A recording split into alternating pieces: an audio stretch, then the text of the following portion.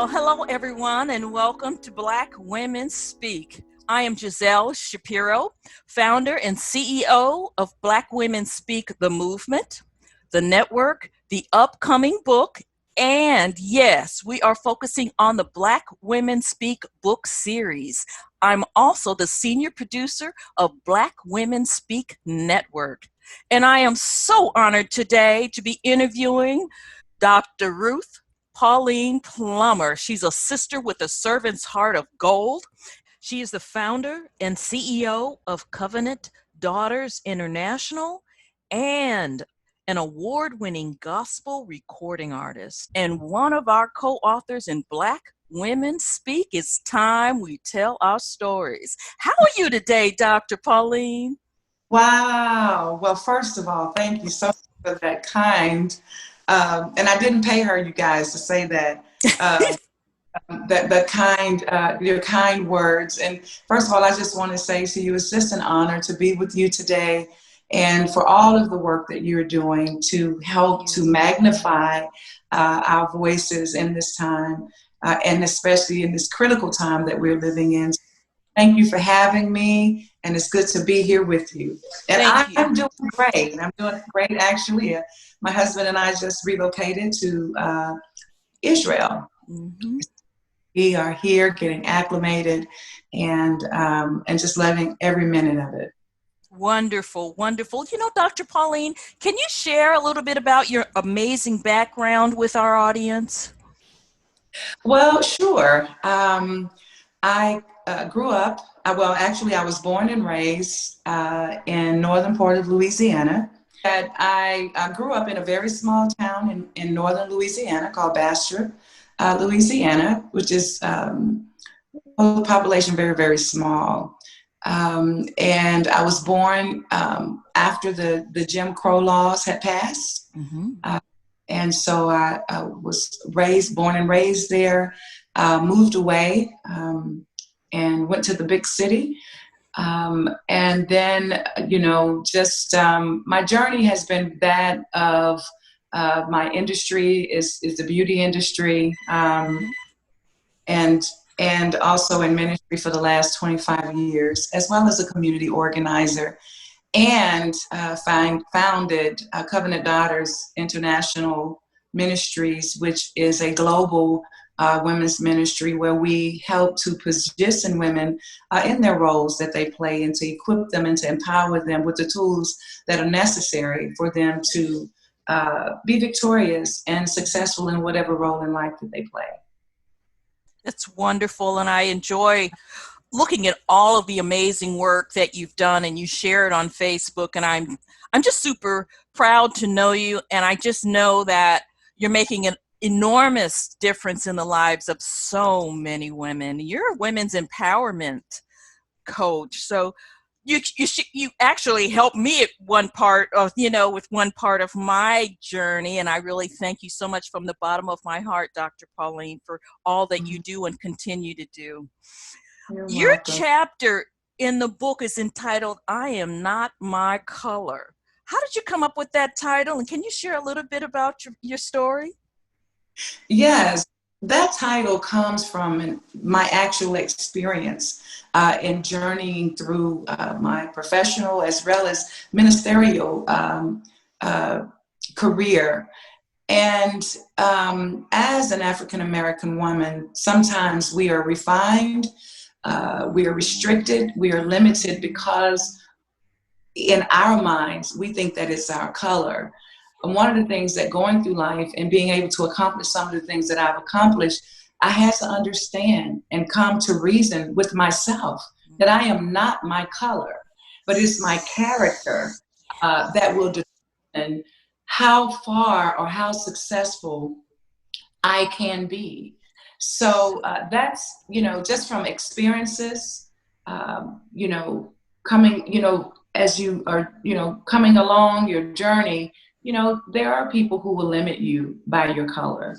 They will restrict you because of your color. Mm-hmm. But when you come into agreement with that, mm-hmm. then it's no longer them that's restricting you. It's you restricting you. And so I've had to, overcome those challenges of not only being restricted by my color, but being restricted by my gender, and realizing that really the only restraints that anyone can put on you is their paradigm of you or their narrative of you. But when you, find out who you are, when you find out why God created you, when you find out what your purpose is, what contribution you have to make to mankind, and know that He has given you everything that you need in order to do that, but it's inside of you.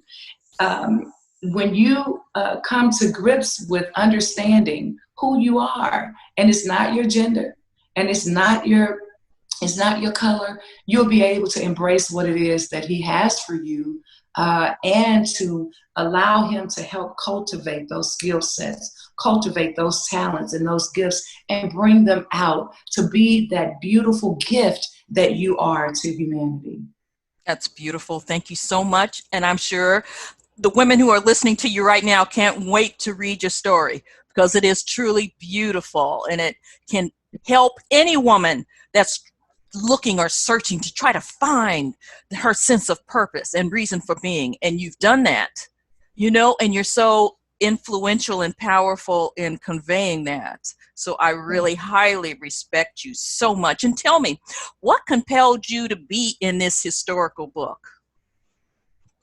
Well, when you first approached me about it, instantly, because of the timing that we are in, and the ills of society that we are faced with, we're not only faced with COVID-19, we are not only faced with the economic crisis as a result that this has brought, or we're not only facing political situations that determine our future and so forth, but we're facing as a people, as African Americans, we're facing this crisis of identity. Yes. And I believe that women are the custodials of our community.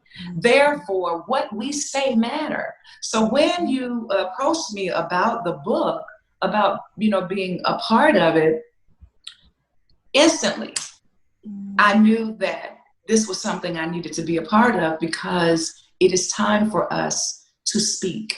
It is time for us to speak and to understand that we have a voice, and understand that if we're going to save the next generation, then we're going to have to begin to speak. And they're going to have to hear our stories, because one of the things that we know in our African American community is that our children know the voice of their mother.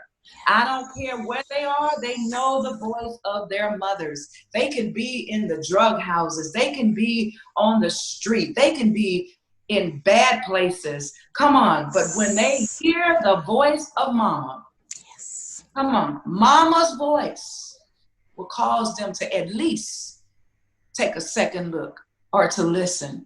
And so I believe that not only are we,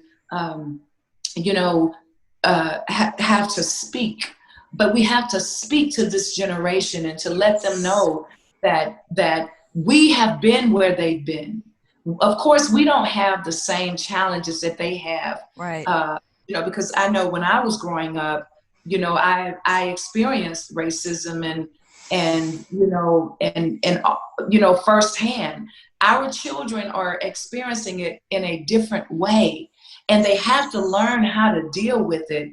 And it's not going to come as a result of them responding with these, or responding, in a way that will not further our cause in America, and help people to see that we have value. And so I believe that it's time for mama to speak. Amen. And to her. So that's why, I believe that it's so critical in what you're doing. Absolutely. Thank you. Thank you so much, and God bless you. And can you share 2 or 3 pieces of advice to help our audience deal with today's times?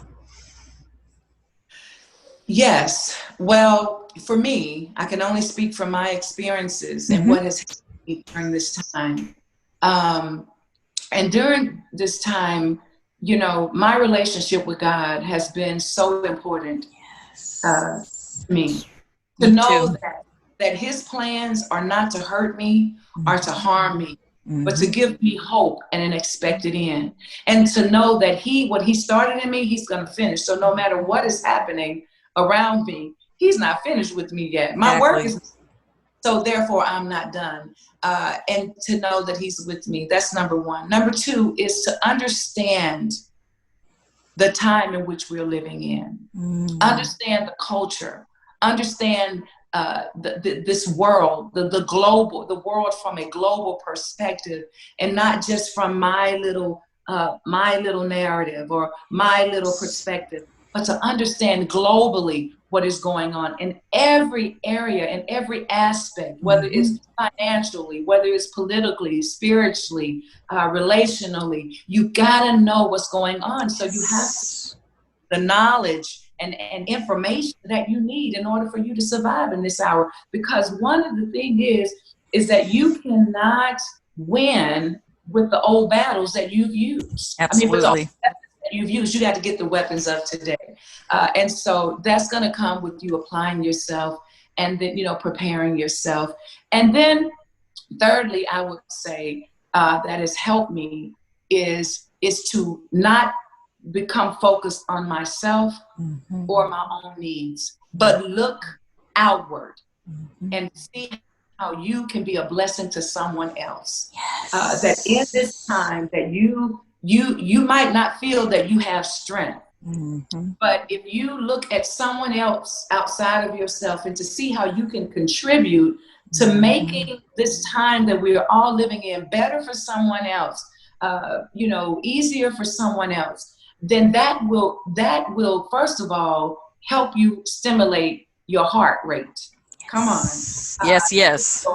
To regulate your mindset, and will also set you up, come on, for a blessing. Because absolutely, without it being given back to you. And so those are the three things that I would advise. That number one, my relationship with God and knowing that he has a plan and a purpose for my life, okay? No matter how much fear is running rapid, whatever the reports are, I know that if God is for me, who can be against me? And I know that what he started in me, he hasn't finished, okay? I know that people are dying around me and I'm so hurt. But if I wake up in the morning and I got breath, that means that he still has a plan and a purpose for me. And so understanding that. Number two, understanding what's going on around you globally, not just in your house, your four and no more, or in your neighborhood, or in your community, or in your city, or in your state, but know what's going on, not just in your country, but globally. Know what's going on. What's going on. And then thirdly, be a blessing to someone else. See how you can just use whatever you have. It could be an encouraging word, or it could be you going to volunteer, but take the focus off of what you need right now and to find whatever you have in your hand to bless somebody else with. And I think that with those three things have helped me. I have shifted my focus off of myself. Absolutely. And shifted my focus on others. And so I would say that those are the three things. Those are beautiful. And I took it to heart. And I understand perfectly. We are stronger together and we need each other more than ever now in today's times. And tell me, Dr. Pauline, what are your thoughts on racism and being a Black woman? My thoughts on racism, I feel that anytime a person is demeaned, devalued, or degraded because of the color of their skin, which they didn't choose. Come on. They didn't choose. We didn't choose what color we're going to be. We didn't create ourselves. And so God created all mankind, all, whether you're Black, brown, whatever. He created us all a human race. Yes. We are all, we all are to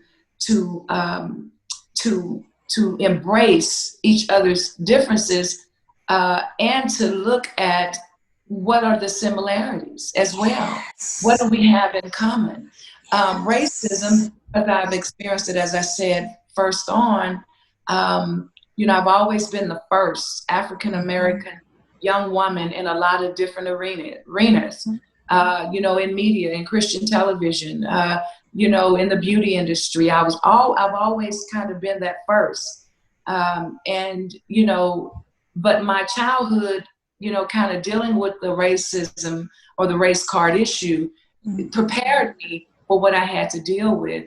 And so what do I think about racism? I think it's evil. I think it's just terrible. But I don't think that we as a people are going to overcome it when we're looking for validation from someone who didn't create us. We have to look for validation from the one who's created us. And we have to see that we don't need permission. Exactly. To be valued.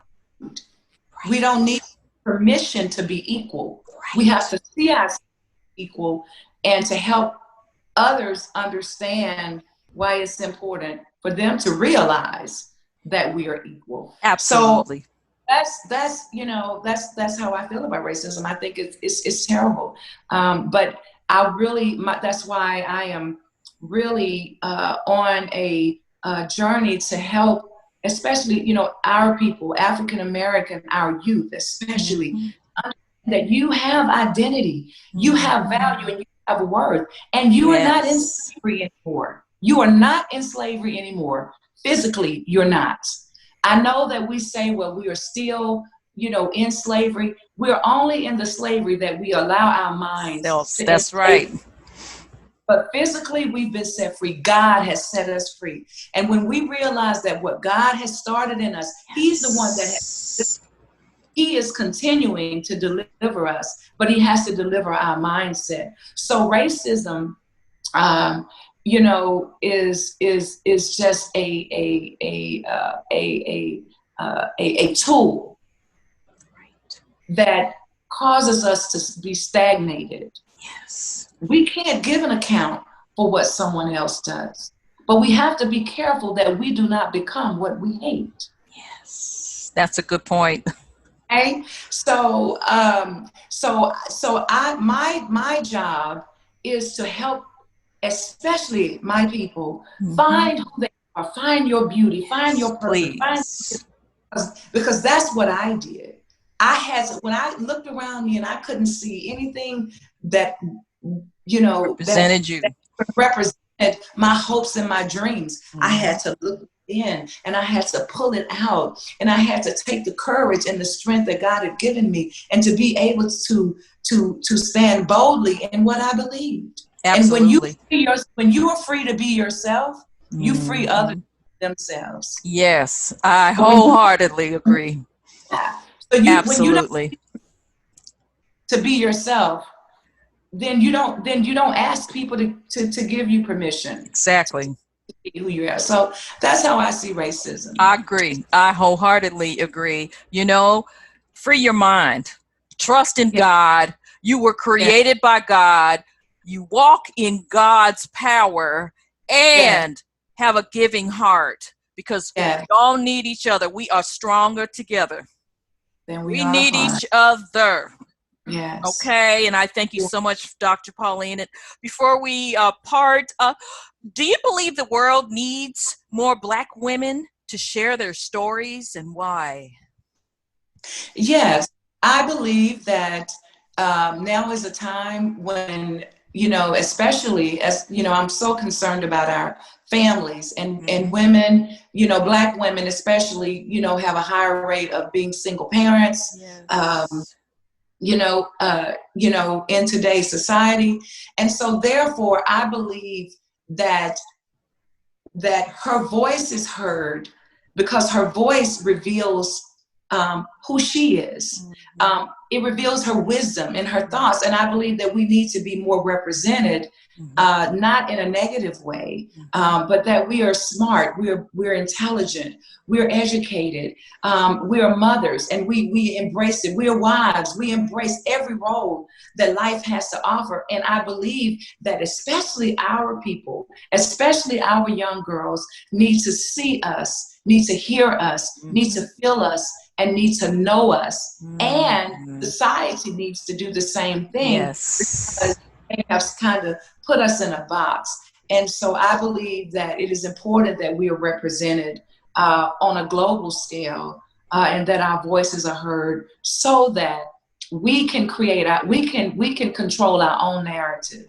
Absolutely. Thank you. Of future generations. Thank you so much, Dr. Pauline. This has been a pleasure and a delight. And I just love you to death because you are my sister. You are truly my sister. And y'all can share her too, because you're going to read the story. You're going to be a part of her mission, and you're going to create your own, because we all need to be seen, heard, and acknowledged, revered, respected for who we are, because we are God's children, and we're here with a sense of purpose, an unwavering sense of purpose. Come on and stand with us, because we are truly stronger together. And I want to thank you so much, Dr. Pauline. This has been a pleasure. And I'm super excited about sharing the book with all of you. Black Women Speak. It's time we tell our stories.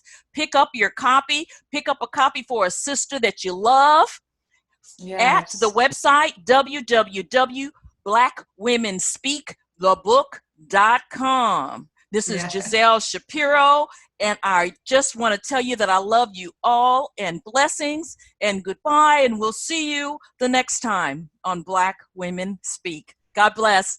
Bye. Bye.